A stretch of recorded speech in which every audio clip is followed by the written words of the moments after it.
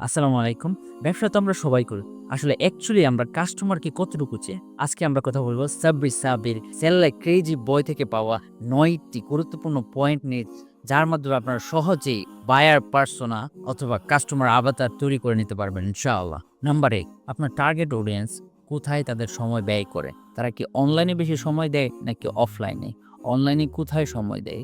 ফেসবুকে, ইনস্টাগ্রাম এই বিষয়গুলা বের করতে হবে। ছুটির দিনে তারা কোথায় যায়? তারা বাড়ির ভিতরে বেশি ব্যয় করে নাকি বাড়ির বাইরে বেশি ব্যয় করে? তারা ছুটির দিনে কোন জায়গাতে ঘুরতে যায়? স্পেসিফিক সময়ে তারা কোথায় থাকে?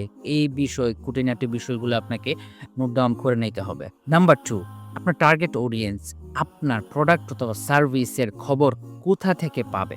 যখন তারা তাদের প্রবলেম, তাদের পেইন পয়েন্ট নিয়ে রিসার্চ করবে, খুঁজতে যাবে, তাদের প্রবলেমের সলিউশন খুঁজতে যাবে, তারা কোথায় যাবে? তারা কি Google এ যাবে, কি Facebook এ খুঁজবে, নাকি YouTube এ খুঁজবে, নাকি কোনো বইয়ে খুঁজবে? এই বিষয়টা আপনার নির্ধারণ করতে হবে। নাম্বার ৩ তাদের সবথেকে বড় উদাসীনতা এবং চ্যালেঞ্জগুলা কি? আপনি যদি তাদের প্রবলেমগুলা বের করতে না পারেন, তাদের প্রবলেমের সলিউশনগুলা ইউনিক ওয়েতে যেভাবে সলভ করবেন সেটা করতে পারবেন না। সো তাদের যে চ্যালেঞ্জ এবং উদাসীনতা আপনার খুঁজে বের করতে হবে। আমি যদি মার্কেটিং এর দিক দিয়ে চিন্তা করি, আমার টার্গেট অডিয়েন্স তাদের কি ধরনের উদাসীনতা আসতে পারে? আমার Facebook এডটা যদি কেউ রান করে দিত।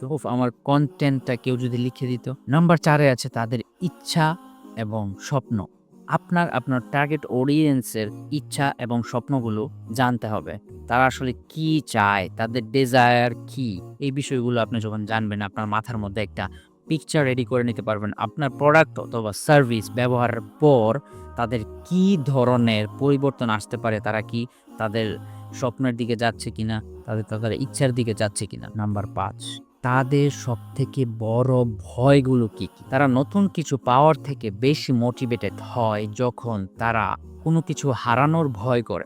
এজন্য আপনার কনটেন্ট অথবা কপিতে তাদের ভয়টাকে উল্লেখ করুন। নাম্বার ৬ তাদের প্রেফার্ড কমিউনিকেশন মাধ্যমগুলা কি হতে পারে? তারা কি চ্যাটে বেশি ইন্টারেস্টেড? তারা কি ইমেইলে কথা বলতে চায়?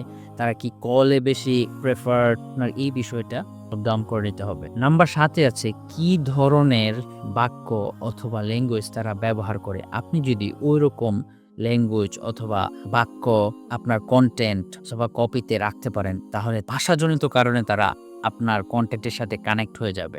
নাম্বার ৮ আপনার কাস্টমার পুরোটা দিন কিভাবে চায়, পুরাটা দিন আপনি লিখে ফেলবেন। সকালে ঘুম থেকে উঠে তারা কি করে, রাতে ঘুমানো যাওয়ার আগ পর্যন্ত সেই বিষয়টা আপনি লিখে ফেলবেন। এট দ্য লাস্ট নাম্বার ৯ কি পেলে তারা সুখী, সেই বিষয়টা আপনি লিখে ফেলবেন, নোট ডাউন করে নিবেন।